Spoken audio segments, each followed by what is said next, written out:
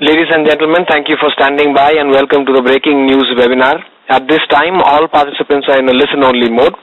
Following the presentation, there will be a question and answer session. We will be taking in questions via the telephone and online via the web on your screen. To ask a question via the telephone, please press star followed by 1 on your telephone keypad. To submit a question online via the web panel, please type your questions in the Q&A box located in the bottom left of your screen. Please be advised that this webinar is being recorded today, the 31st of October 2018. I would now like to hand the webinar to our first speaker, our host of the day, Mr. Paul Paulson, Oracle Product Strategy Manager, APAC. Thank you. Please go ahead, sir. Thank you. So thank you, everyone, for joining us this morning, and welcome to the Breaking News, Digital Transformation, and everything that goes with it. So let me take a quick minute to introduce myself. My name is Prabhu Paulson, or Paul for short. I work as the Product Strategy Manager for Oracle. A lot of what me and our team does is we basically help take cloud to organizations such as yourselves and make sure that they make sense to you in terms of adopting them and internalizing them to take your business into the next set of challenges and transform your organization to be future ready. So having said that, if you have been with Oracle, you've attended any of our sessions, you have seen this slide before. This is our usual safe harbor statement, which is a disclaimer because a lot of what you will be seeing today is more of a roadmap discussion. Some of the features are available. Some of them will come through in a couple of months or quarters.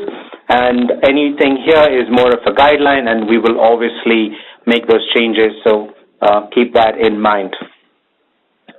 So having said that, let's dive straight in. I've got a couple of minutes, about 20, 30 minutes to go through what I want to share with you all today, something very exciting, and then towards the end, we will take questions that we've received and a couple of ones that you would want to share with us at the end of today's session. So today's agenda is really tight. I have 5 quick topics to run through. We will start with what the market looks like today, especially with the data. We look at the journey to autonomous, right? There's a lot of conversation about autonomous. So is this something new that we are doing or something different? How did Oracle embark on this journey? This is critical. And then obviously we look at transaction processing and autonomous data warehouse, and then we look into the benefits. So let me start with this statement. I'm sure if this was an audience and I'd put this question up and said, hey, how many of you think managing data is a breeze?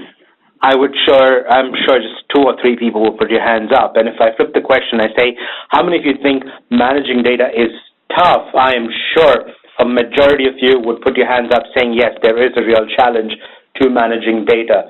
And this is true no matter what the size of your organization is or what sort of a data you're trying to manage. Data has its own set of challenges, especially in today's world where you get data from so many sources. Your Twitter, your mobile, content is being created faster than the rate at which it can be consumed. So that is constantly changing the way we as the IT team look and manage data. So having made a statement, let me give you the numbers that support you, all right?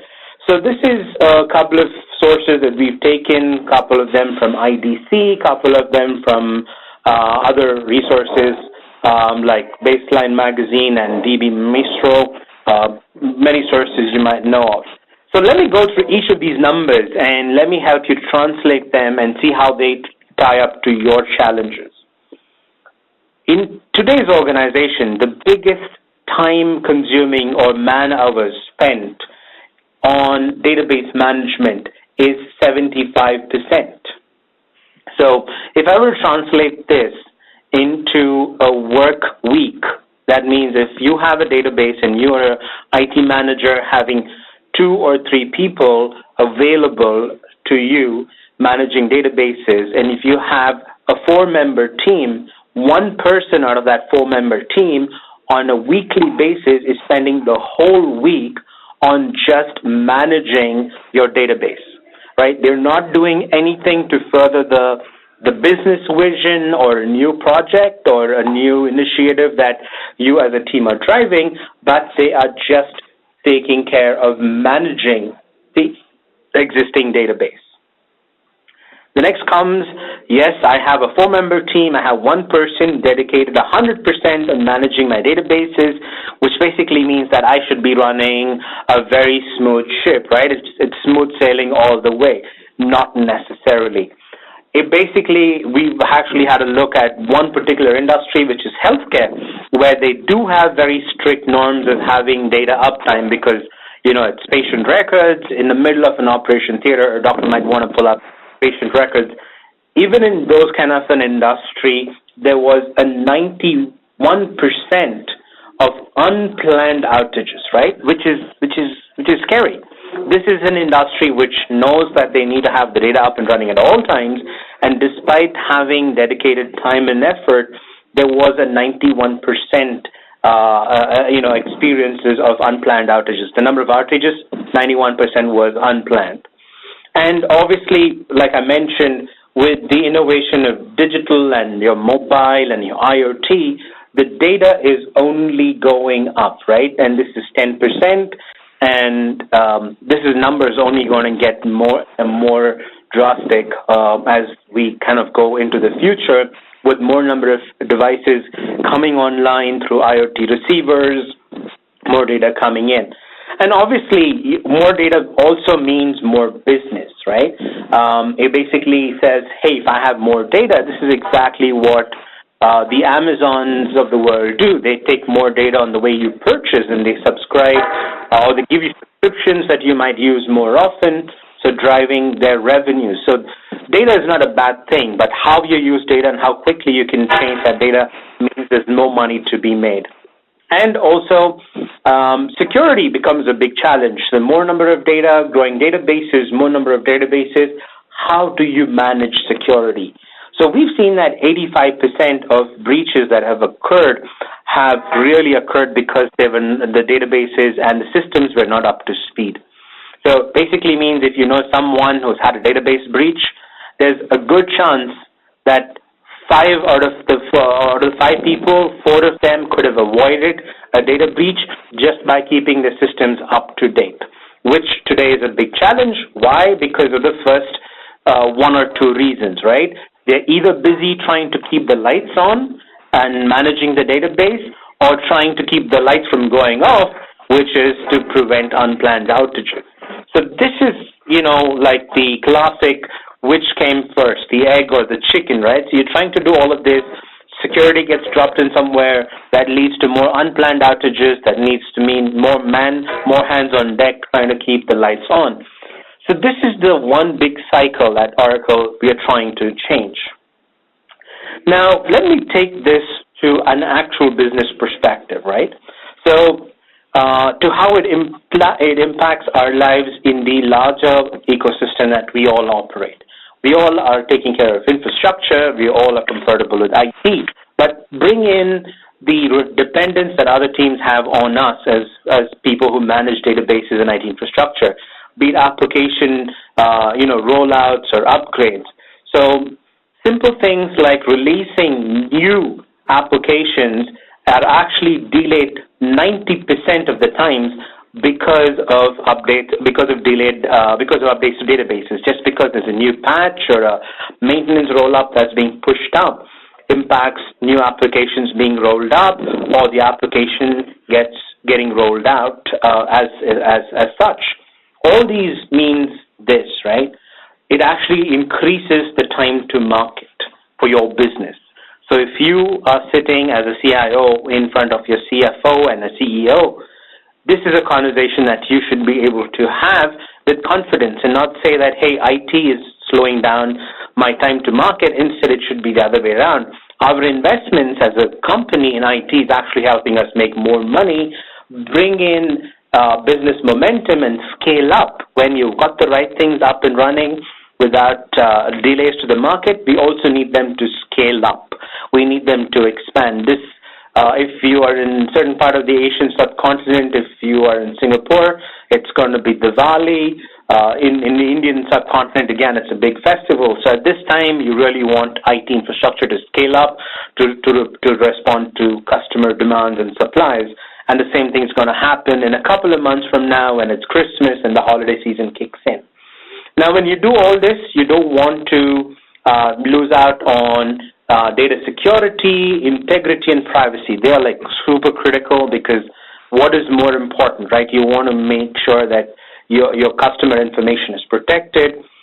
So we have a cycle to break of the chicken and egg, keeping the lights on and keeping it from going off and making sure they're secure. And we also have a business responsibility of making sure that, there's a quicker time to market, there's scalability, and all this with ensuring utmost security. And there's a very interesting thing that I want to bring in, which I want to start with data warehouses, right? So everyone loves a data warehouse, or at least those of us who like using data to make decisions love a data warehouse. Now, the question is, if I can take data and make it a warehouse so that I can make smarter, quicker, better decisions, is that really being a solution, or is that being... And you'd be quite surprised. Many of the organizations who've taken down that path have realized that while having a data warehouse to manage the quantum of data that they do actually helps them make better decisions, but it also has its own challenges. Challenges such as complexity and cost, and the overall slowness of getting the entire system up and running. Because running a data warehouse requires a lot of manual involvement. When we say manual involvement, it's just not provisioning, but it's also tuning. And that also goes into the upfront maintenance and ongoing maintenance, right? Do you want to do a chain sort? Do you want to do a snowflake sort? And sometimes these databases, by the virtue of being an data warehouse where they're not an OLTP but an OLAP, what happens is they tend to become very, very big in size and become too expensive. So this is one of the things that we will be addressing today as we go in and looking at the database as such. And we'll also look at how databases can seamlessly become data marts and data warehouses for you, where they're easy for you to, put your data in and get great insights. It's just not about managing data, right? We're about here to helping the business get the right insights, about acquiring unique queries when you run them, and obviously we want them to be completely elastic, no tied down upfront costs of licenses, but we want a pure pay-as-you-go or pay-for-you-use model. So this is what's going to be the focus of today's next couple of minutes. I just want to take this time to set the stage. So what is Oracle doing? And this are two Gartner, one is a Gartner, one's an Accenture Insight, and these are publicly available. I will be sharing the slides with you once we're done, and you can look that up. And one of the biggest direct implications of AI and machine learning is actually applying them to IT tools.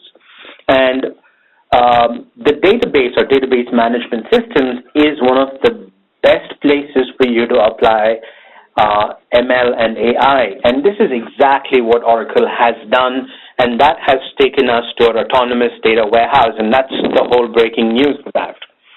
So just want to let you know that, this is the trend that everybody's pointing to. Those challenges that we saw can be easily, or to some extent, I think easy would be an understatement, but to some extent be addressed by ML and AI. And this is what we started off as a vision, right? We had access to the best database. We've built them up for the last better part of 3 decades, and we know how databases work. And when we defined the vision, when Larry sat down and said, guys, this is how an autonomous database should look like, we didn't start technical. We started up with very simple business cases. We sat down with customers. We said, who were using data warehouses, large amounts of data, and we spoke to Hertz. They said, guys, listen, we don't want any human labor. This goes back to point to what we saw some time ago, that 75% of time goes into human labor. And there was a constant error from human intervention. They wanted to prevent, businesses wanted us to help them prevent human intervention. And if there's any way for us to make the overall performance better by using smart tuning. So I wanted to keep these three things at the back of your mind. No human labor, which also meant no human error, and obviously better tuning and performance. So we said we will come up with a solution, and this is where we actually came up with what we offer today. So we have self-driving and self-provisioning databases, which basically can provision themselves, monitor themselves, can scale up or scale down based on the load, taking away the need for a human to constantly watch over them and scale them up, scale them down based on performance. Then we also have self-securing, which takes away the need to constantly keep them updated. If you remember, we saw that 85% of the breaches could be prevented by ensuring that the patches were up to speed. That is what we do automatically. We just turn on the security patches. That way we prevent any errors from humans, both internal and external. And obviously the last one is we repair the database on the go. And this has some very interesting impacts. I will show that as we go along. So imagine this, right? So you're driving on a freeway at about 70 miles an hour. I'm not going exaggerating, but just keep it 60, 70 miles an hour. You have a flat tire, and imagine changing your flat tire as you drive on the expressway. It's unthinkable unless you are, Superman or some superhero, but that's exactly what we are promising that your database will do for you. Your business will continue running. You will still be running at 60, 70 miles an hour on your freeway, and we can change a flat tire on the go. This is unheard of in IT, and this is what we are actually offering today. So how did we do this? We actually used machine learning, right? So that's what the Gartner solution was, where we actually took a workload optimization and we made it automatic based on inputs that we're getting. We automated security, and we said, how do we prevent, that way we can prevent external attacks, and then whatever monitoring and diagnostic that you as IT folks have always used, we've gone ahead and built an AI and made it to detect anomalies and fix issues. If I were you, I would be thinking Paul is talking too much, right? This is, Paul, this sounds like science fiction. You're telling all this is happening here and now? It cannot be. This sounds too realistic. But what if I told you this journey to the cloud, AI and ML just happen to be right now, but Oracle's journey to the cloud started way back. I don't know how many of you ever worked on a 9i database. I mean, if you are, good. I mean, I don't feel all that old. But 9i is where we actually started our first journey to autonomous. And of course, we didn't know it was going to be called autonomous, but it was a first step to a better way to deal with data. We started offering automatic query rewrites and undo management, basic transactions. If they were corrupt, how do you replay them? How do you withhold a log? And then in the next release, we got a little more effective with managing our memory and doing our diagnostics in 10G. At 11G, we kind of figured out our tunings, etc. And I don't want to get into every feature, but you see how we've gone from our journey from just making an automatic undo and redo and made a complete way to offering a complete autonomous solution, which is self-driving, self-securing, as well as self-repairing.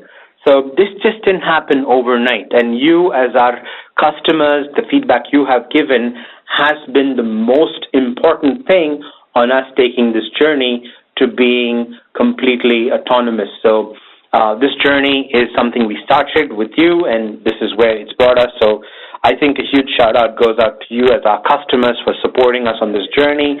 And we know that the future is only going to get better because we made something that works for you. So having said this, so what does the autonomous database has to offer? So today we offer two versions of the Autonomous Database. One is called the Autonomous Data Warehouse, which we in short call it ADW, which is the Autonomous Data Warehouse.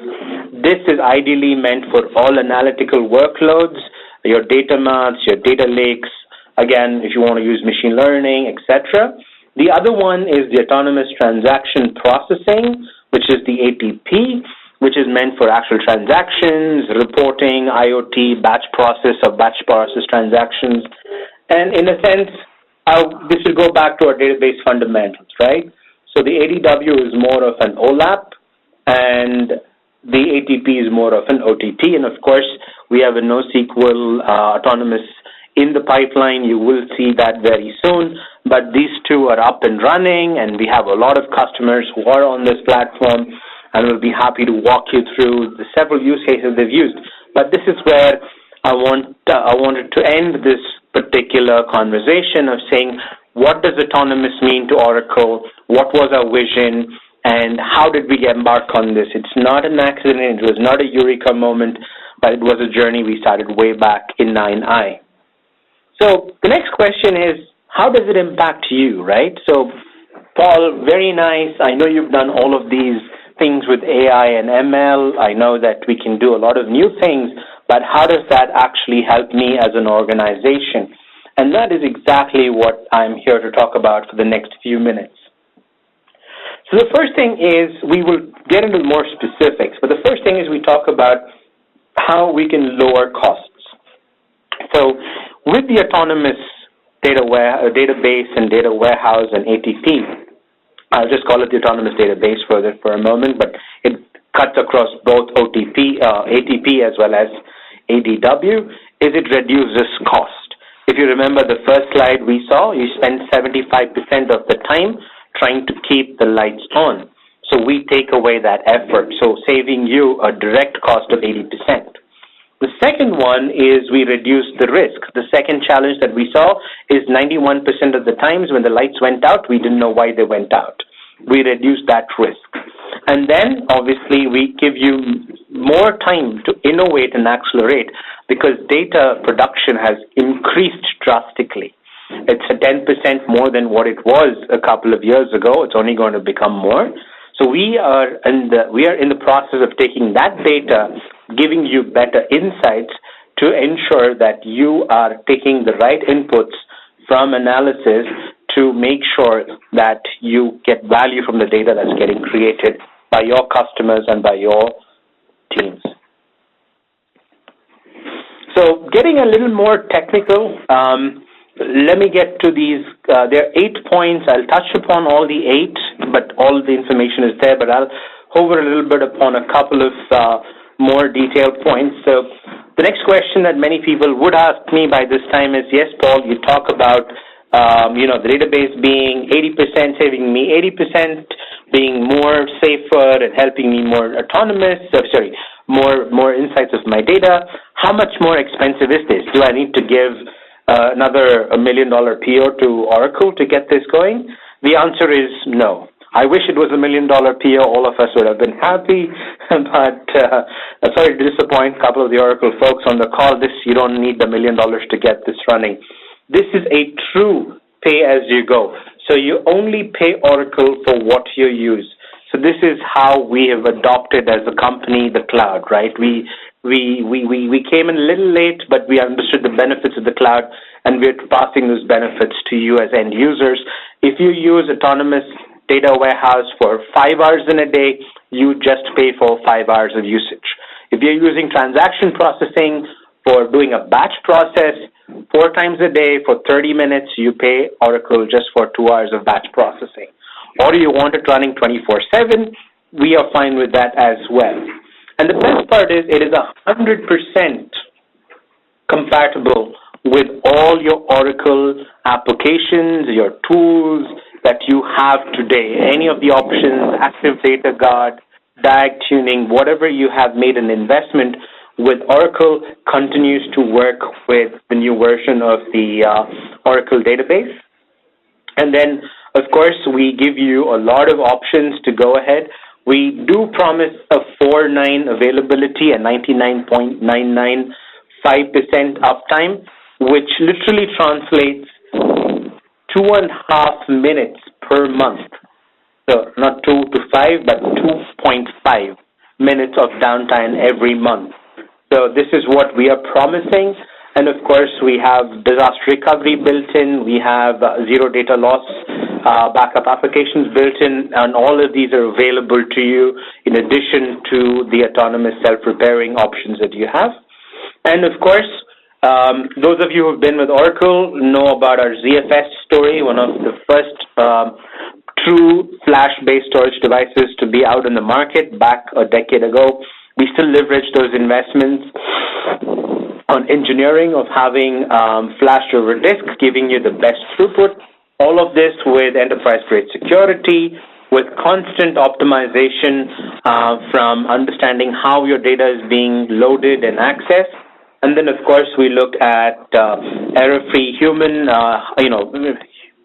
no errors from humans or from hardware failures. And, of course, we give you an active standby without any cost, at reduced cost, you do have redundancy available, but if you want an active data guard sort of a setup, we can have that set up. That will be available very, very soon.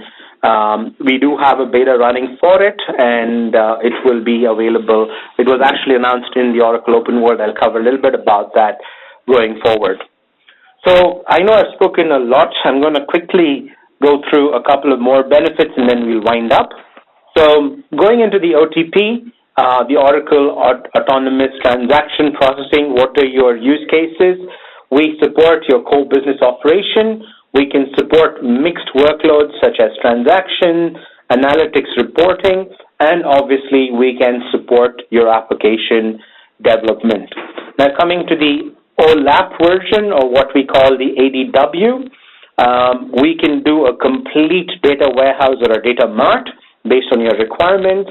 These could be inputs from, your social media, your Twitter, your Facebook, your LinkedIn, or could be very structured data. All of that comes in. We take care of that, and we give you quick business insights and, data readily available from structured and unstructured data. And we also have quick analytic mart solutions where we can quickly get inputs from your existing applications, be it your CRM, your financial applications. We can integrate the data using Oracle Analytics Cloud and use the Autonomous Data Warehouse and use something like DVCS, or do you have a visualization service that you want to use? We can use them and start giving insights almost on the go. So with this, I quickly want to summarize the benefits for business and for IT, and with that, I will quickly wind up. So the first benefit that you have from IT is you lower the cost with autonomous database, be it OTP or ADW. You directly see a cost in reducing in cost and investment on people and on the actual infrastructure. And you also see that, when you look at the actual runtime, there's a 90% saving. Now, what does it mean to IT? It basically means you get the best database performance without hiring the best people in industry. Why? Because we at the back end take care of things for you. And how do we do it? We use an Exadata platform, which is the gold standard for running your Oracle databases. We use machine learning, and we use the autonomous features in the Oracle database 18C. The next one is we keep your lights up and running. There are no unexpected outages of lights. That is because of having a 99.995 SLA, which basically means that your business critical applications are up and running, and this is what I was mentioning some time ago, is you have less than 2.5 minutes of downtime every month. How do we do it? Because of our automatic backups, patching, and our, all these are built on RAC clusters at the back of what you see as a service. So all of those make sure things are up and running. And obviously, what are the benefits of it? You avoid regulatory penalties. You always have the data available to you with a reduced risk. And, of course, all this comes encrypted using standard Oracle security features. And the last one is, how does it actually help you drive your business value, right? For you as an IT team to go back and help your application development teams, is you can now deploy applications in minutes. How do we do this? Is because we have the autonomous transaction processing that understands how your applications work and gets you up and running, and you get very good performance. I've used the word extreme, but I'll just say the good performance. Extreme, obviously, we give, but good performance for the application at no extra cost. There is no need for updates or maintenance roll-ups or releases whenever there's a patch upgrade.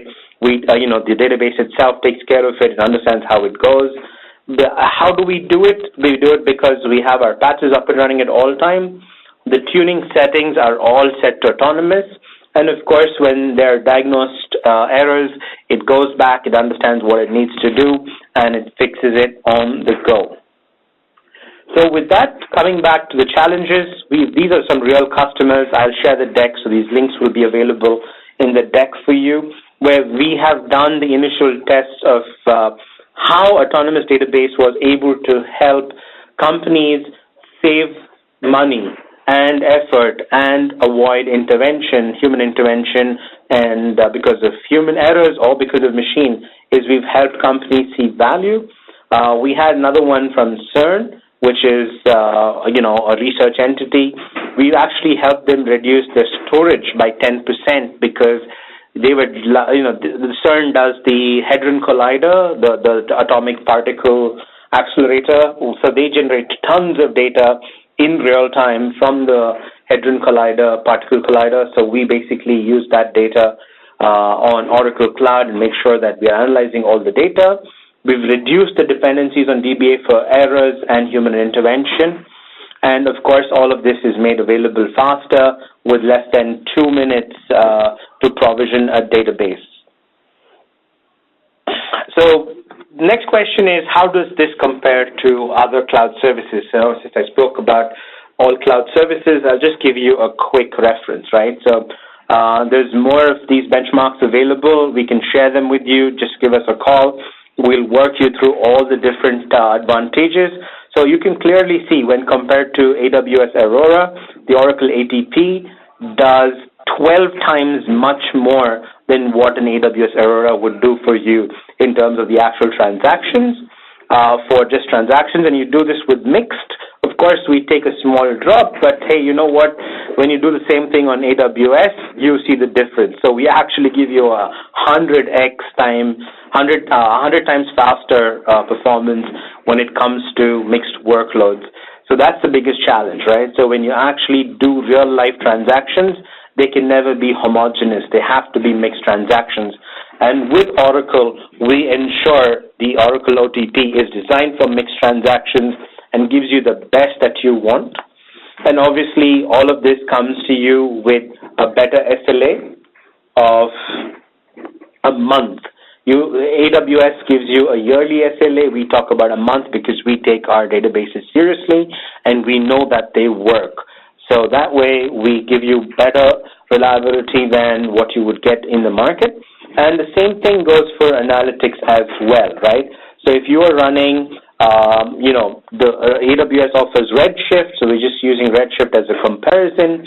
So our analytics took less than 90% of the time, so it says 110. So they were 90 times faster when we actually ran the amount of time to query. So let me actually show you, right? So this is where we took an insurance workload and we put them on Redshift and on ADW, and we ran 5 queries. So you see the time elapsed. We did it less than half a minute. We took 28 seconds. Whereas our friends at Amazon using Redshift took close to about 10 times more. And obviously, which basically means faster inputs, means less compute required, so you end up paying Oracle less for the actual work done. And this is just not insurance. We also took inputs from a market research workload, And you see how quick this was. We ran 8 queries against them, and we did it in 20 seconds. And obviously, that directly translates more into the cache savings. So you actually saw that the cost comes down drastically. So with Oracle, you get the best price with better performance for analytic insights as well as for mixed workloads. So with Oracle, you have the best choice available. So if you want an on-premises, we give you an on-premises. You want an automated solution, we can give you the basic autonomous, we can give you the database cloud as well as we give you the autonomous. So you have manual, you have automated, as well as you have the autonomous as well. So irrespective of what you really want, you get it from us, and you can actually see the customer responsibility, how much drastic it has been reduced. Even if you look at the provisioning, it is really brought down to 1/3 the effort. So when you give us a call, we'll show you how quick it is to actually create a database or a data warehouse. And obviously, the only thing that we're going to ask you to do is to either migrate your database from on-premises to the cloud or to load the data. You want to do an ETL and ELT and then load it, that's one. So that's the only effort that we're asking you to put, and we take care of everything else. So with that, I would want to conclude the breaking news. You can revolutionize your entire data management with Oracle Autonomous Database. This could either be the Autonomous Data Warehouse, or it can be the Autonomous Transaction Processing, where you can develop and deploy applications faster, run the overall cost of running and managing your databases by 90%, and where you can, completely leave the administration to us.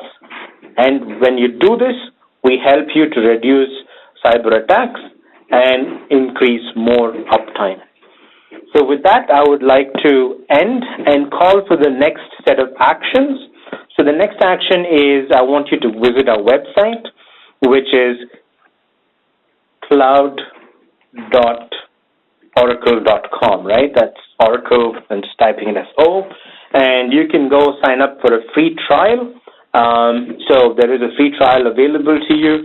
But more than the free trial, I'd appreciate if you can get in touch with the Oracle account manager. We will set up that trial for you. We can take your data. We can, doing a demo is very simple. Like you saw, right? Provisioning a database just takes 1/4 of what you technically did. So it's just not about provisioning. It's about actually taking your data, loading it, and showing you the benefits of how these work. So we want you to start thinking the very traditional way of you managing the data, but we want you to start thinking autonomous, think limitless. Really, sky's the limit at this point with autonomous database cloud, be it ATP, be it ADW. We're here for you. So with that, I would want to end my part of the technical deep dive and looking more into the digital transformation. This makes a perfect segue for our next speaker. I would love to introduce Gary Barnes from Evosys. Gary Barnes is Vice President, and he has helped a lot of organizations undergo a lot of digital transformation, and he will be sharing more about that with us. With that, let me quickly pass it on to Gary. Gary, do we have you? Yeah, I'm here, Paul. Thank you for that. And let me just pass the ball on to you, all right? That's great.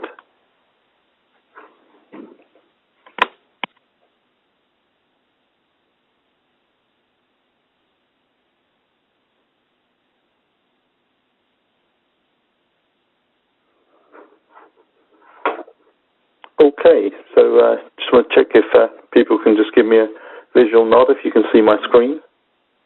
Yes, Gary, I can see your screen. I think you're all set. Okay, thank you very much, Paul. Well, thanks for the transition there, and I think there's a transition in terms of some of the key messaging as well, because although I'm going to be talking primarily about the applications world, and particularly from a SaaS perspective, and clearly Paul gave a great presentation there about database, and particularly autonomous database supporting sophisticated warehousing. Some of the key sound bites that I took down as Paul was going through that interesting presentation was words like speed, security, scalability, certainly the cost, and I noted lowering of cost, and all about accelerating innovation with reference to machine learning and AI. And when we come through to the topics I'm speaking about, I'd ask you to retain those in your memory, because these are clear messages that are coming through from the SaaS world as well, and certainly from our customers that I'll be referencing to. So I'm going to talk to you today about Evosys Glide. And Evosys Glide is a methodology to support the Evosys customer community, which I'll talk about a little bit more in a few moments, in their transition from on-premise to cloud solutions. And we're talking about pretty much the full spectrum in terms of the Oracle world with ERP, EPM and HCM, and also talking about not only the Oracle e-business suite, but also the PeopleSoft and also JDE communities. And indeed outside of the Oracle world, we've also used Glide transformation capabilities to support customers moving from SAP to the Oracle Cloud as well. So that handsome chap in front of you now is myself. You'll see there that my email address is at the bottom of the slide, so feel free to contact me afterwards. I know the content you'll be seeing here today is going to be shared with you. The agenda I'm going to take you through is just a very brief introduction of Evosys, then very quickly moving you on to understanding a little bit about our customers and why there's such a large movement from the on-premise world to SaaS. Then move into the customers themselves with reference to their advocacy. Before we talk about Evosys Glide in a little bit more detail, but then rapidly moving back to the customer, both hopefully to hear if I can get the technology to work, and also for me to show you through elements of a customer presentation, which is very recent since I had the pleasure of accompanying this customer as a speaker at Oracle Open World over the last week or so. So let me tell you about Evosys. So the company was formed in 2006, and we are a totally dedicated Oracle applications and technology partner. So all we do is Oracle, and everything we do is Oracle, and we have a very strong focus on the SaaS, the IaaS, and the PaaS world, and delivering service to our customers based upon those innovative technologies. So if I could take you through the screen again from left to right. If we start to talk about customers, we are really proud and pleased to say that we have over 900 Oracle Cloud customers running, as I said, all across the ERP, HCM, EPM, and indeed CRM portfolio. And equally, I'm conscious that whilst I'm talking to you here from a very grey and cloudy London, hopefully you're in a sunny location in APAC. And we have more than 60 customers in the APAC region as well. In terms of our operations, we operate globally, so we're in all regions of the world, and we have more than 50 countries that we're actively supporting our clients within. And then within the APAC community, again, we're supporting clients in more than 10 countries across APAC. One of the key significances that we're seeing in an increasingly globalized world is that many of our customers, whilst they may be headquartered in APAC or Europe, are actually global operations. And one of the key elements they look towards Evosys for is to support them in that environment. So we can deploy both through a global template, but then deploy locally within individual subsidiaries of global organizations. And that's something that's becoming increasingly prevalent. How do we do that? Well, we do that through having over 1,000 Oracle Cloud consultants. And we operate a model which is designed to take advantage of a center of excellence and also local deployment. And we really flex that around what are the specific needs of the customer. So if we're in a very strong security-controlled public sector realm, almost 100% of the delivery would be carried out on-site with the customer. If we're in a more flexible, perhaps commercial world, then we can take even more benefit out of our center of excellence approach, make it more cost-effective where security for the customer at the customer site isn't quite so prevalent in their mind. As I've mentioned to you already, we operate across the full Oracle portfolio in the cloud, both from an applications point of view, but also most relevant back from what Paul was talking about earlier, also within the PaaS and the IaaS community, so platform and infrastructures as a service, and obviously supporting autonomous database technologies within those environments as well. In terms of the specific topic for this conversation, so transformation from on-premise to the cloud, we've done this migration more than 60 times now. So we have already taken clients from eBusiness Suite, which I would say is the majority of that 60, but also from PeopleSoft, and also working with JD Edwards as well. And within the APAC community, we have 4 clients who have either already gone through that full transformation or are now going through that transformation as we speak. And that gives us an almost unprecedented degree of experience, and that is what's contributed to something we call Glide, which I'll go through with you in a little bit more detail later. I think, Paul, we made reference back to Oracle Open World, and I'm really proud to be able to present to you that at Open World we were presented with 3 awards, all really centered around our customer-centric approach, 2 of which were centered around customer satisfaction. One, I'm delighted to say, was within the APAC region. The other, coincidentally, the region from which I'm presenting today, in EMEA. And also we received the Customer Advocacy Award within the EMEA as well for Cloud Excellence. And it's something we're proud of since they're really centered around delivering customer value. So we transition now to talk about why our customers moving from on-premise to cloud, and it goes back to some of the messages that Paul delivered earlier, which I was pleased to note down. It's certainly the financial impact is one of the key reasons people are moving to the cloud. They're finding that it's much more cost-effective, and that can be cost-effective both from a CapEx initial investment point of view, but also from an operating expenditure point of view. And typically we're seeing reductions between 30 or 40% as a minimum, and we have seen reductions of in excess of 80 or 90% in terms of current operating costs. Another key element, and again this came up in the discussions earlier, is all about speed. People are actually able to move to the cloud and then take benefit of the applications in the cloud at a much greater velocity than would have been the case in the on-premise world. I have to say that indeed also puts some pressures in terms of the approach to the implementation, and I'll refer back to those when I talk about a particular case study. What we find is it also enables organizations to really focus on their core business. It's more and more using technology as a commodity and allowing people within an organization to feel confident in that environment and therefore to dedicate the maximum number of resources that they have to adding business value rather than worrying about the underlying technology that supports that. Again, Paul mentioned to this, security comes up high in terms of some of the reasons why people are moving into the cloud.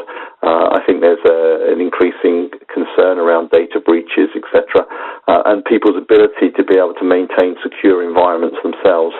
And therefore, the levels of security provided by security experts like Oracle provisioning their solutions in the cloud gives people more confidence in terms of their business solutions. And then finally, again, here, establishing a platform for the latest technologies.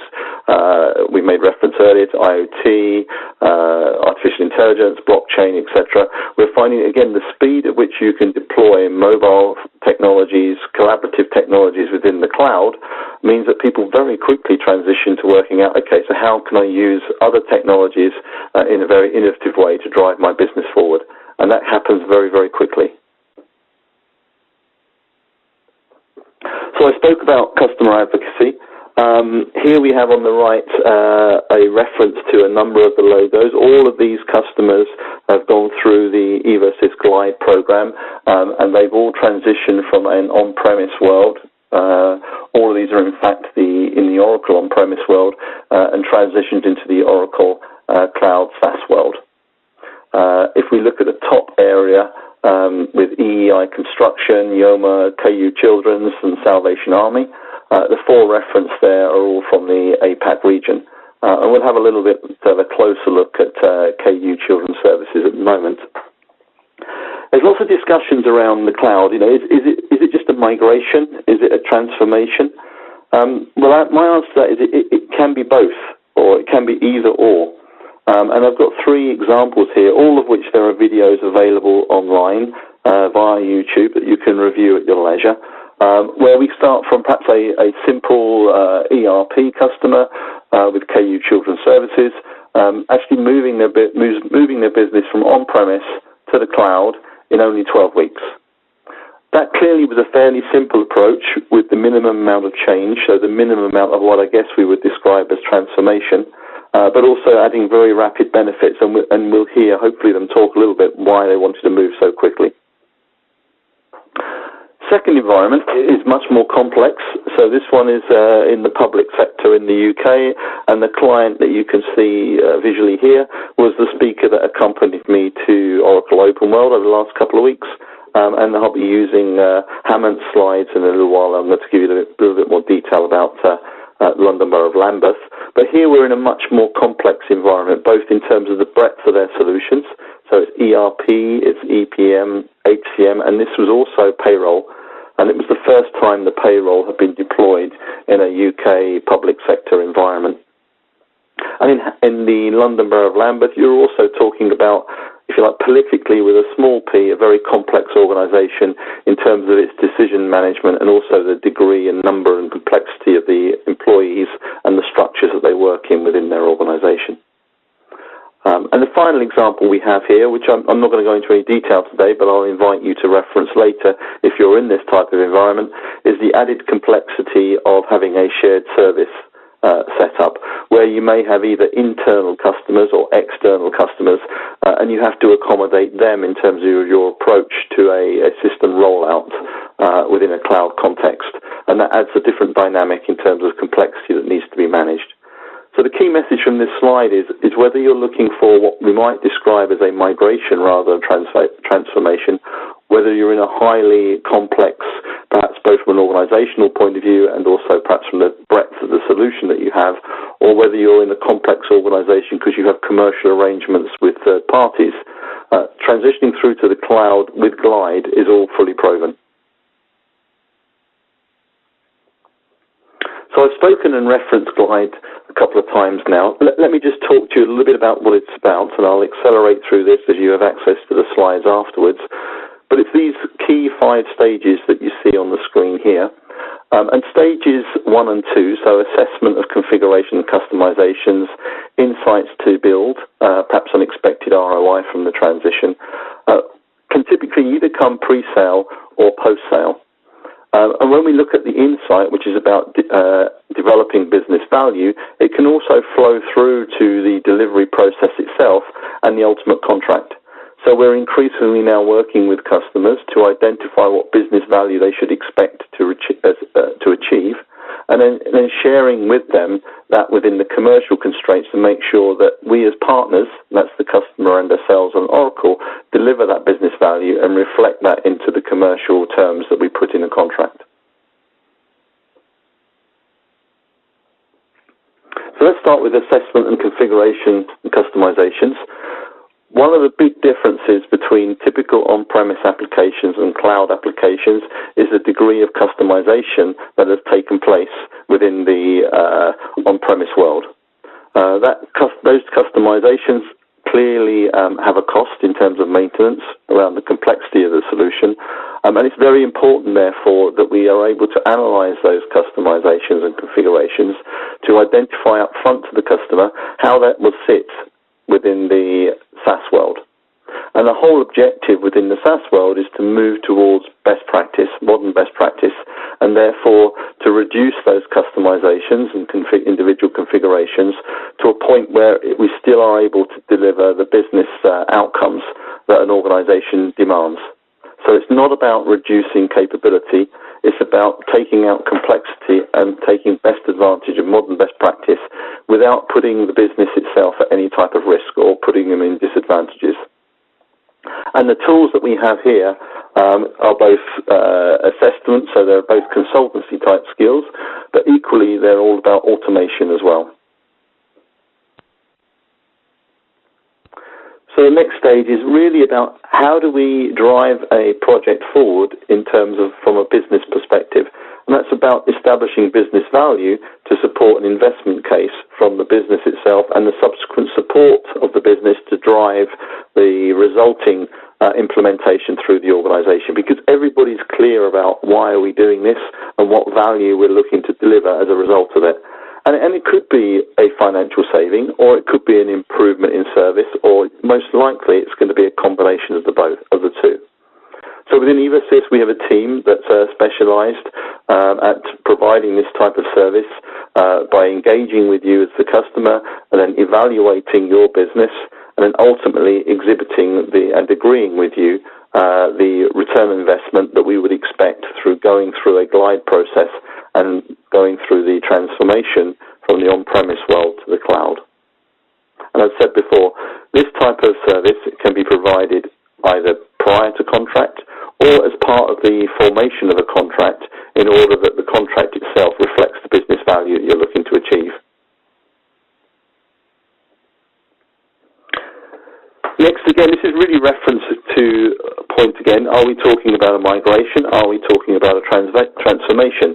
And it may be that we do two stages. It may be that we do a migration first because the business may be stable in terms of its organizational structures, the way it ultimately wants to use perhaps its ERP, but it wants to move to the cloud very quickly. This was the case with KU Children's, which we'll look at in a few moments. Therefore, they didn't want to change their chart of accounts. Their work structures were all there in place already, so they didn't need to go through that degree of business consultancy. In the case of Lambeth, however, they'd had significant organizational change. They were working in a shared environment before. They now could take control of that themselves. They were introducing full HR as part of the process, and they wanted to roll out full analytics, go fully mobile, and look at cutting-edge technology as well. Therefore, the enhancement services that we as an organization provided as part of the Glide program were very important and occupied a lot of the focus for our relationship with London Borough of Lambeth. Then we've spoken about the adoption of modern best practice. Key to moving from the on-premise environment to the cloud, if you want to leverage the benefit of it, is the fact that the cloud applications have modern best practice embedded within them. Those process flows are within the application already, and we actively encourage our customers to use that best practice in their deployment of cloud applications, with a result of minimizing the amount of customization that there is in the solution, which in turn enables the customer to have a much more simplistic life ahead in terms of the updates that will come through, and also lowering the cost associated with testing, etc., around that environment as well. And what we're finding, and I'll show you some statistics later, is that indeed, as customers really have moved to a world of a much more standardized infrastructure and IT, the need for the customizations and localizations is much more reduced to what it might have been at the time when they invested, in the case of Lambeth, for instance, more than 10 years ago.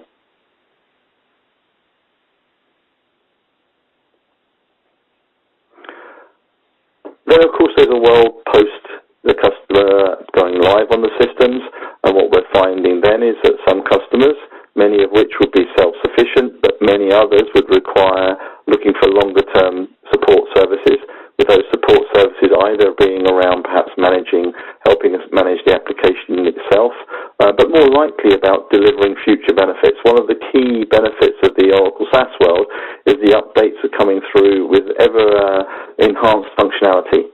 What organizations sometimes don't have the bandwidth to do is to really understand what that functionality might mean for them as a business and have the support in-house to enable those enhancements to be leveraged as rapidly as possible.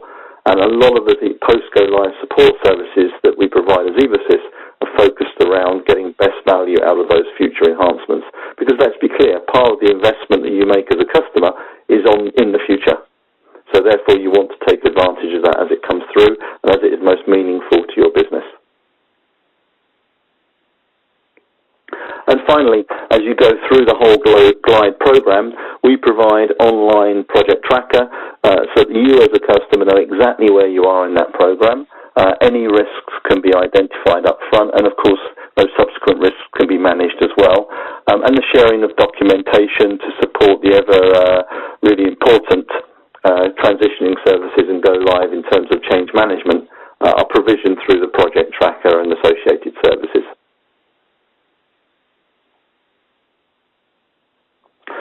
So cloud migration or transformation, as I've mentioned, some organizations, they're already well established, and what they're looking to achieve out of going to the cloud is perhaps more security, lower cost of ownership, but it's already, the systems they currently have are meeting their business need.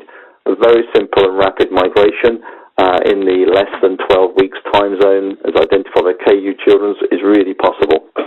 Others, like Lambeth, want to make significant changes. So 50% of the organizations that we've transitioned through to cloud have taken the opportunity of changing their chart of accounts, usually because their organizational structures or requirements have changed. Many have taken advantage of the collaborative tools and capabilities within the cloud applications, which make it much more of a type of environment that we're all used to working in now in terms of the various media that we use through our phone devices, etc.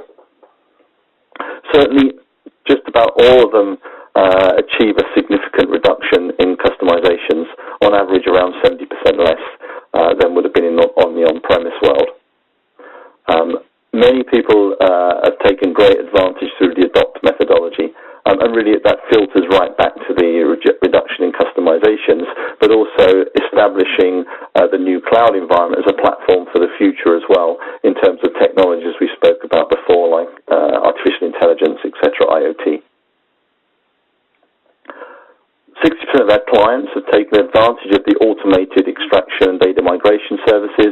So therefore, if you're very happy with your current data, you want to bring that from your live system into your new SaaS system, then the automated processes that we provide as part of Glide very much support that and maintain the cost, increase the velocity of being able to deliver that.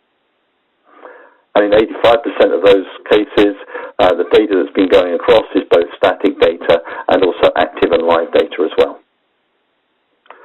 So in essence, the Glide program can support you as the client's need as whether they are more migratory or whether they're much more transformational.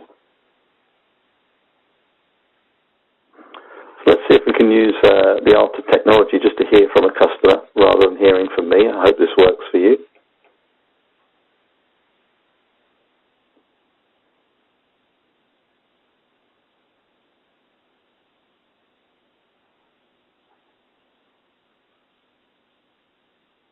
KU's been around since 1895. It specialises in early education. It looks after long day care, preschool, after school care. And we partner with the government for about a third of our turnover, whereby we offer inclusion support programs and disability programs and things like that. So it's a community-based organisation, not-for-profit. It's one of the oldest companies in Australia, and it has 2,200 employees. The systems here were very antiquated. They hadn't been upgraded for, in some cases, 25 years.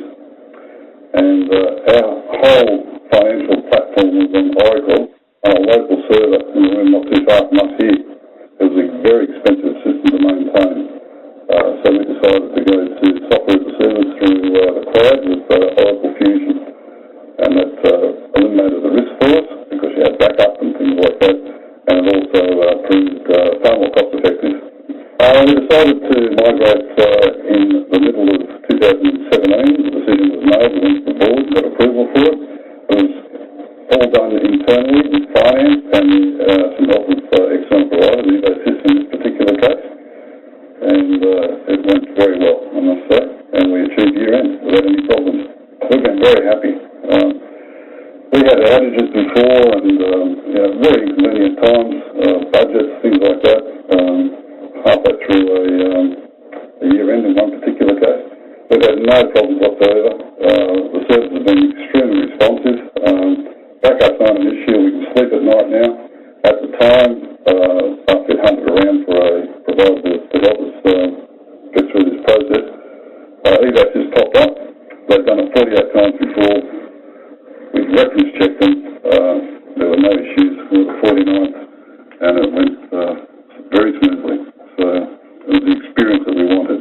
And we liked the process, the way they did it. Some of it was onshore, some was offshore, and they also brought people in who needed to work with us on the ground here.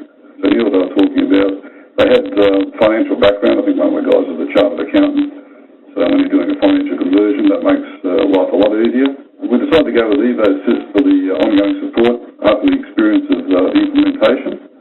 And we've only got to actually call them a couple of times, and that was the updates on the system, which are done in background anyway, and they're fairly continuous.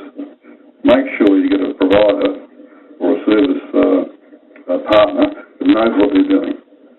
That's been through this before, they've got the experience, they know the pitfalls, and they can guide you through it. That's what we did. We used Evosys, and it went quite seamlessly.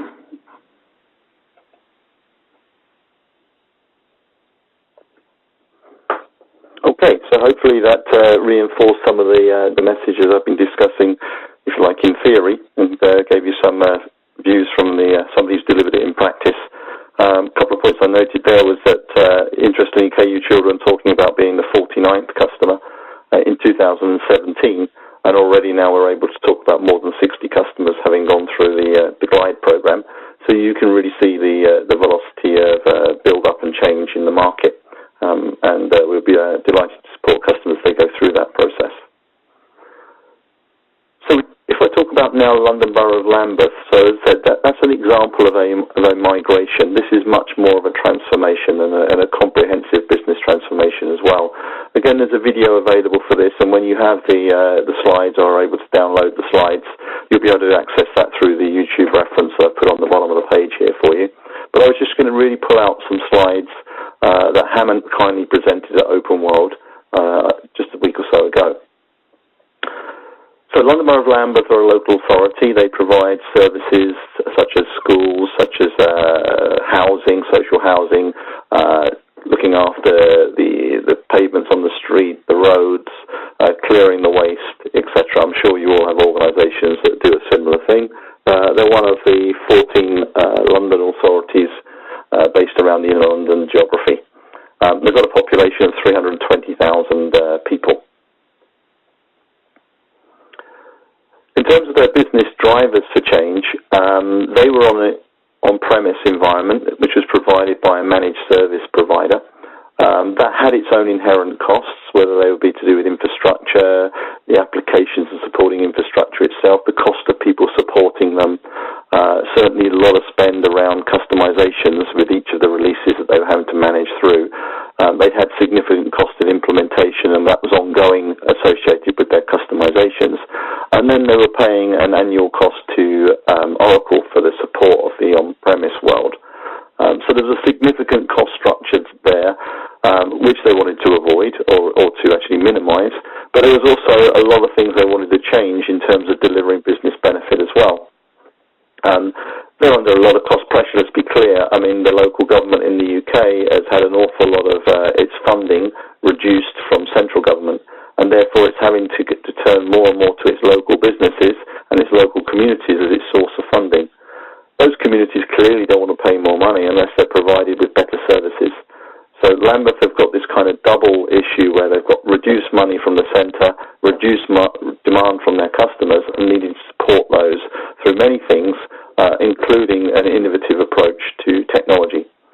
So they created a Future Lambeth program, which was really about leveraging technology, but also really to support the investment in the skills of the individuals that are going to support their communities, so ultimately adding more value and investment into their customers.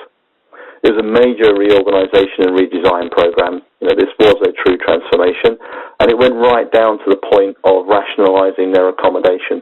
They were coming out of a key residential area, so they wanted to repurpose a building that they were currently in to move more into a semi-industrial area, but also to take great advantage of mobile technologies to enable their employees to work more effectively in the community as well. And then the industrial area they wanted to regenerate was about releasing business premises back to the community, because it's that community with successful businesses that pay the revenue back into London Borough of Lambeth. So they wanted to support them in that context. Their focus, they wanted to have a robust design in terms of their management of their organisation through budget forecasting, etc., information, business intelligence. They wanted to be able to see what was coming around the corner in order that they could plan their whole organisation accordingly. And to do that, they needed 100% 360-degree view of their information within their organisation. They certainly wanted to add more value to their employees. They're in London. It's difficult to get high-quality people. If you get them, it's tough to maintain, to retain them.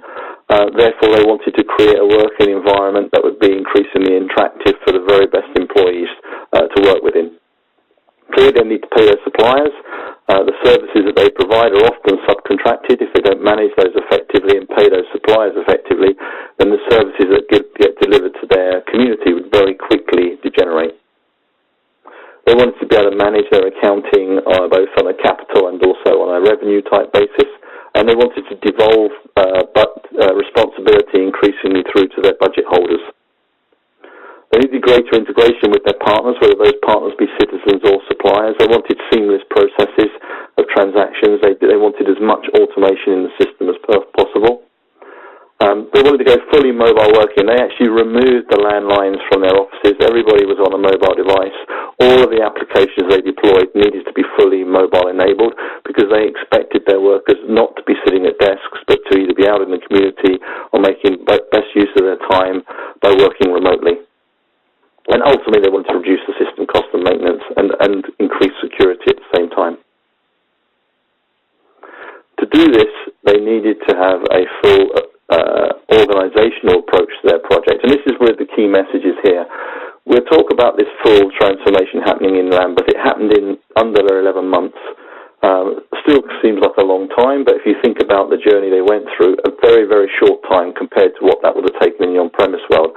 I think their previous on-premise solution with much less functionality took more than 3 years to roll out. That's great, but it puts demands on an organization, and those demands come very much front and center around having effective change management and also having effective governance and also support at the board level. And the structure that you see on the screen here was really about supporting that. It was about having full executive sponsorship, full knowledge of what the benefits everybody was expecting out of these systems, having the chief executive be front and center in terms of the program, but then having a very, very clear and engaged change management process as a part of driving out the whole glide process. The implementation approach, for the same reason that KU Children selected Evosys, I think a lot of that was very common with Lambeth. In addition, we as an organisation had done a significant amount in the public sector, and that gave the London Borough of Lambeth a great deal of confidence as well. But the other key point was they worked with other systems integrators where it was almost like a project was done to you rather than with you. Going back to this collaborative approach in terms of supporting change, they very much wanted a business partner, not just a systems integrator. And therefore, that's why they selected both Evosys and the Evosys Glide program to support that. Their journey was very much supported by strong preparation on the left, so understanding workshops, show and tell sessions. In terms of their rollout of their users, and there are many hundreds of users, you'll see in a minute, they had no formal training around that. They just did remote drop-in type sessions, walk-in type sessions, where people could get a view of the applications. And then because the applications were so intuitive, it required the very minimum amount of training to enable people to be comfortable in using them. The whole program, as we said, went live in 11 months. I'm pleased to say it was on budget as well as on time. They delivered a comprehensive human capital management solution supporting all the way through recruitment, appraisals and performance management and the recording of time and labour, all on the self-service environment. I think I mentioned before, everything is mobile. They've got a fully mobile workforce. They've transitioned from a fairly static old office into a modern environment where I think less than 50% of the people work there at any one time. The rest are now out in the community. They've gone through their first upgrade, 18B, 18 for the year, B for the second quarter of that year. In parallel, they've updated the way in which they did planning and budgeting within their within their organisation and how they did their management structures. And now we're actively working with them in looking at enabling technologies such as IoT. In the first instance, programs like commercial waste, why send a waste disposal vehicle to a commercial environment, perhaps where the facilities that are holding the waste don't need emptying. So having sensors in there that identify, is there a need for a pickup against those waste facilities or otherwise, which can be costly both for the authority but also in time and disturbance for the organisation as well, the customer themselves. What's been the feedback? Well, they went live only in Easter this year, so around March time this year, March, April, with 800 core users. And then very quickly they rolled out to 3,000 further users, as I said, fully mobile, on the 13th of April. It included the financials, procurement, the HR and projects for the financials. And then in May, they went live in the payroll, did their first live standalone payroll run after having some very effective and confidence-building parallel runs. And have subsequently rolled out performance management, absence learning, development and recruitment to give a full human capital management solution. The feedback from their users, and again, these are slides that from the customer themselves, whether the system is very easy to use. They deployed single sign-on at the same time as rolling out the SaaS applications, so that simplified the usage of the system and also the supporting systems that satellite around it and feed into it.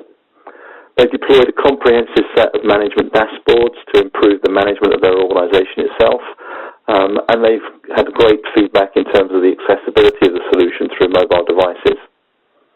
Where they're going to now is they're further integrating the functionality of planning and budgeting within their organisation and driving it down to the budget holders themselves. The implementation support model is something that we're actively working on them, and this is a support not to support the database, etc., etc. It's about supporting the deployment of future benefits for the enhancements that are going to be delivered to them on a quarterly basis. So it's much more centred on business benefit rather than typical technical system support. And now we're actively working with them, as I said before, about innovative technologies, IoT, machine learning, blockchain, etc. So Evosys Glide then is about releasing the power of the cloud, but basing that upon confidence. Confidence has been done many times before, confidence that we know what we're doing, confidence that we'll do this alongside yourself in a collaborative environment, and confidence in the fact that we will link this back to business value that we will develop with you. Again, there are my name at the bottom, so very pleased to take any queries that you may have afterwards. I would like to thank you for your time in listening to me today.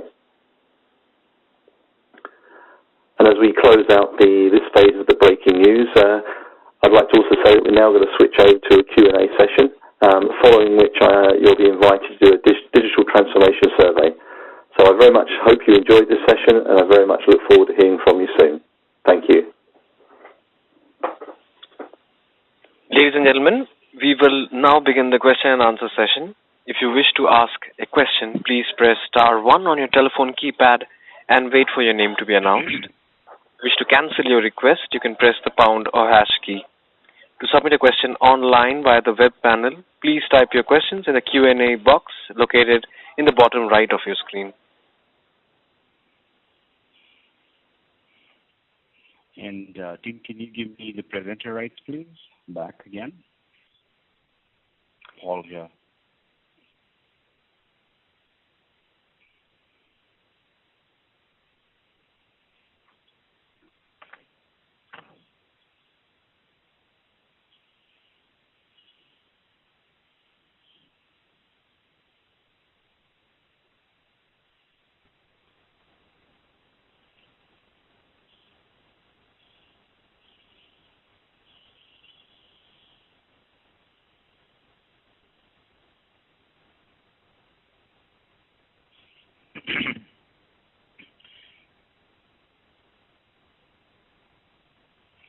Okay. Can you guys hear me? Just quick check. Yes, confirm. Go ahead. All right. Okay. Thanks, guys. I know you guys can hear me. So thank you, Gary, for that detailed explanation on how Evosys does Glide and how you've been able to impact digital transformation for so many of our customers across APAC, across EMEA, and we also saw how Oracle Autonomous Databases from the cloud can work together in freeing up people's time to move away from traditional to more modern, and of course focus on more transformation-driven engagements. So with that, team, we are up for the Q&A. We do have some questions that have come in, and we'll address them. But before we do that, you have a survey. We want you to go ahead and fill the survey. What do you get for filling the survey? You get a couple of things. First one is you get an invite to a breaking news workshop. What you saw today was like a trailer. You just saw a snippet of the trailer on LinkedIn when you registered. Today's the actual trailer. To actually see the movie, the actual breaking news, the whole ADW and the ATP in action, you need to show up for a workshop. So when you fill up the survey, you do get a free invite for our workshop. And those who sign up, the first 20 customers will get a special gift. Now, I cannot tell you what that special gift is, but I can just tell you it's going to be a very cool gift. So I want you guys to go ahead and get that out of the way. And I'm just going to see if there are any Q&As out there. Okay, that's the link, which Eva has put on the screen, as well as where's the Q&A, guys? Okay, I'll take the Q&A eventually. So let's quickly transition to the actual Q&A part of it. So I have Vikas with me. Vikas heads the pre-sales team at Evosys. So the two of us are here. So we've received a couple of questions beforehand, and we will try and answer those questions as much as we can to the best of our knowledge. First, I will go ahead with a couple of these questions, and then Vikas will step in, and together we can take any other questions that come your way. So let me quickly pull up the questions, right? So the first question that we received, and it is quite an interesting question. The question I thought was a very bold one, and I think it was a rightfully asked question. And the question is, what is Oracle's answer to Google's big query? It's a very big question. What is Oracle's answer for Google's big query? So in all honestness, I'm not reading who sent us the questions for the sake of maintaining privacy. So the answer is Oracle is not going to answer Google, right? Let's get this correct. Google do something very different. They are a search engine company. They live off ad revenue. Yes, they have something called BigQuery. On the other hand, Oracle has spent close to 3 decades helping customers manage data. So obviously we've spent, we know the amount of time we've spent with customers. We know what are the challenges customers face. And so we are definitely better poised to help customers than a company that makes money off advertisements. So having said that, let me answer the question. So what does Google's BigQuery does? Google's BigQuery does exactly what a typical Redshift or a big online database, data warehouse or data mart would do for any organization. It's very similar to Redshift. They take structured, unstructured data, and they go ahead and they kind of help you to provide analysis. You can use your own visualization layer on top of it. That's what Google is BigQuery is all about. And what we have at Oracle, not the answer. We definitely have a lot more than an answer. We actually have a working solution. It's called the ADW, which you just saw a couple of minutes ago, which I walked you through, which is the Autonomous Data Warehouse, which can work with structured, unstructured data, make sure that all of it is up and running. So that is the first question. The second question that I have is, Paul, what are the setbacks to, migrating to Oracle Cloud, or moving into the cloud? Are there any limitations on functions? The answer is clearly no. There are no limitations as such. You can seamlessly move to the cloud, and you saw in my presentation as well, any investment that you as an organization have made on any of the older applications, which are from Oracle or from partners that work with Oracle, they all will work on the cloud without any limitation of functions. And as Gary mentioned, the biggest advantage, be it SaaS or infrastructure or platform as a service, every release that Oracle does on the cloud, we try to bring in additional functionality that actually mean a lot to the customers. The next one, somebody said, Paul, we're interested to know more on this topic, Oracle Cloud Migration, and that's exactly what we are, as Oracle, very keen to talk to you as well. How do we help your organizations migrate to the cloud and take the best of both worlds, on-premises as well as the cloud? Of course, I cannot cover all of it right now. For the benefit of time, just want to let you know that we as Oracle help organizations, along with partners such as Evosys, go on that journey. And you can pick up the phone, call your Oracle sales rep, and we can walk you through the different options that make the best business sense, best business value for you. And the next question that we have is, how much estimate cost to digital transformation a single on-prem server? So I think the question really is, what is the cost if we need to move one single server solution from on-premises to the cloud? Now, the answer to that is, how much is the cost? It depends on the workload, right? It depends on what sort of an application, what sort of architecture you have on the application, on the server, what are the dependencies that are running. That will determine the cost. So I cannot give you a definitive answer on a dollar value, but I can definitely give you this as a definitive answer. If you move to the cloud, if you do a digital transformation for your application, for your databases, for your IT infrastructure, the definitive answer is you will have better performance, you'll have better economies of scale, and of course, you will have much better scalability. So exactly how much it costs, give us a call. We'll be happy to understand what exactly are you looking at transforming to the cloud, and we can help you arrive at an actual dollar value.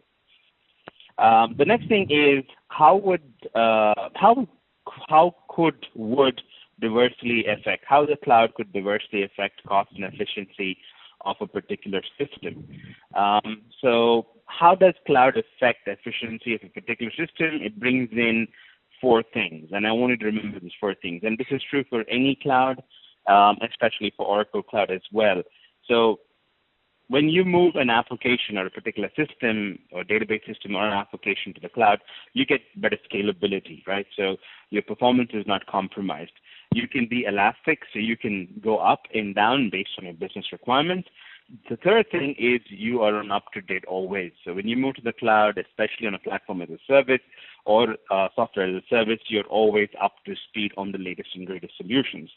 And the most important thing is you get scalability, elasticity, and always up to date when you just pay for what you use. So the real upfront cost of the capital expenditure has literally diminished. It's all an operational cost. You only pay for what you do. The next question, what is the news about autonomous cloud? What about legacy systems on premises, and how are they going to go to the cloud?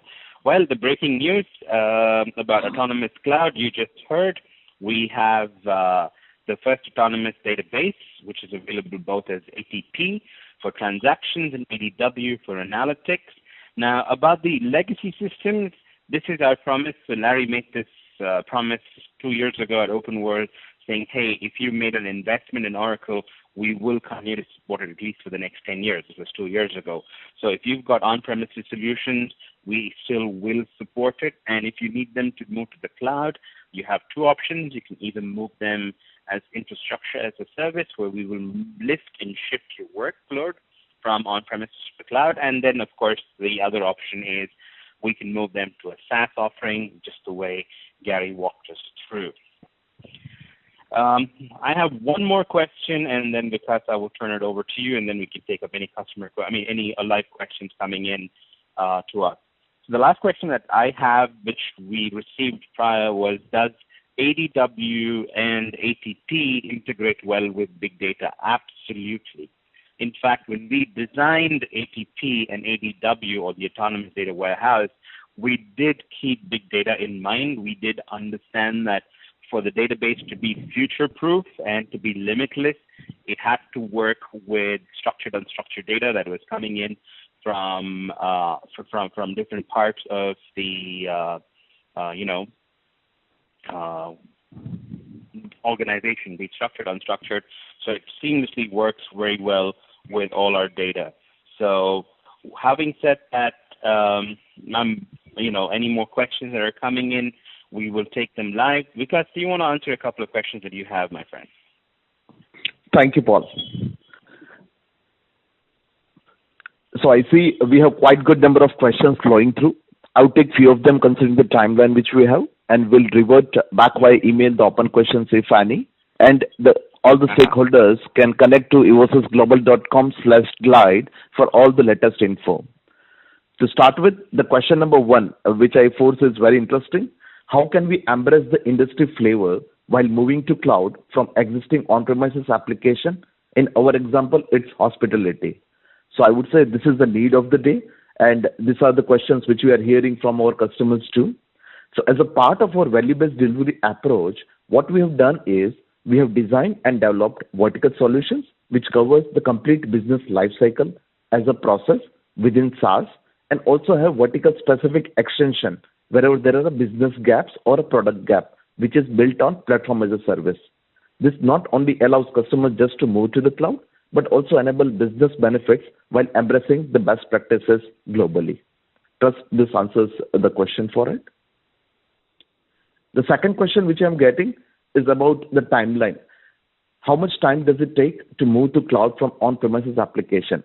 So as Gary mentioned, we have encountered and worked multiple opportunities ranging from simple rapid ERP migration, which takes around 12 weeks for financials and procurement, and there are certain complex multi-country, multi-module, which are phased into multi-months also, which takes 9+ months. So what we ensure over here is, with our Glide accelerators, we speed the process and we help you to enable to cloud in a better way. The third question which I have over here is, what would be the latest from Oracle Fusion that makes it more different from other ERP systems? So I would say there are many things which are differentiating for cloud.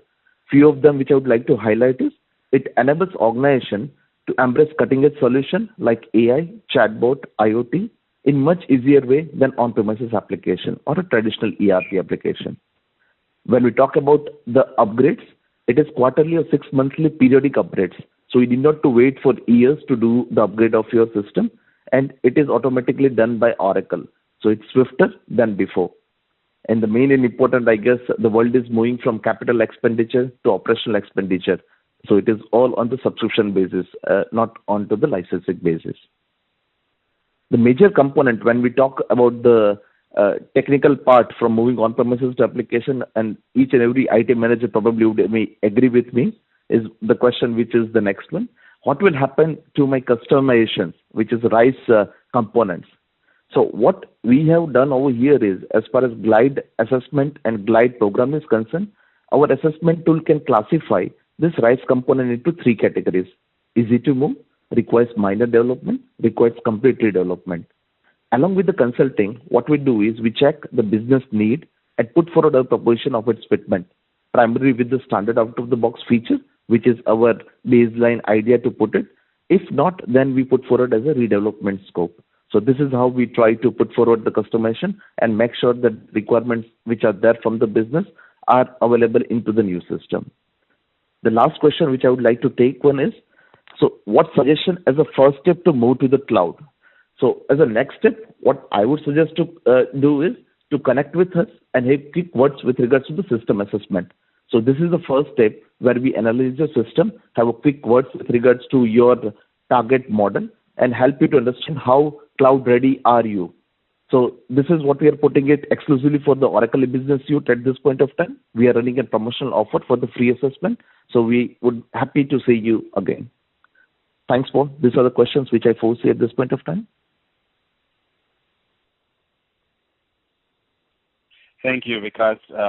I think those are very good pointers, and as Vikas mentioned, team, you can go to cloud.oracle.com or you can go to evosys.com and visit their Glide page for more of the framework that Evosys has done so well. And as Gary mentioned, they've won several awards from us at Oracle Open World just to show how much they understand customers and help them on that transition.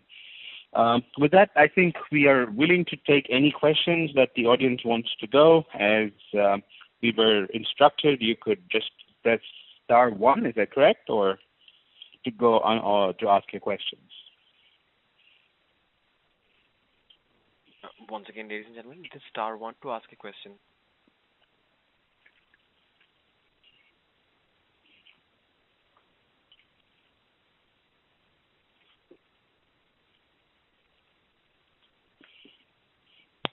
Sir, we do not have any audio questions at the moment. Back to you.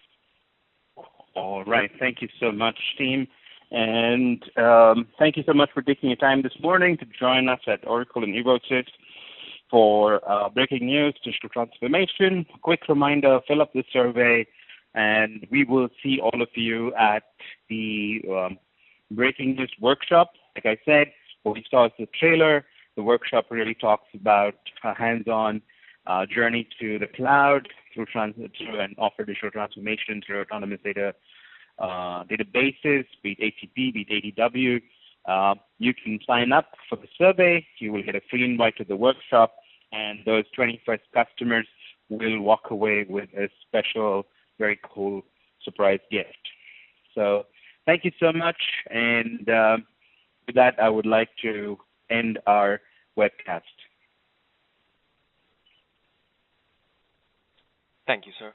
Ladies and gentlemen, that does conclude our conference for today. Thank you for your participation. You may disconnect your phone lines now. Good day.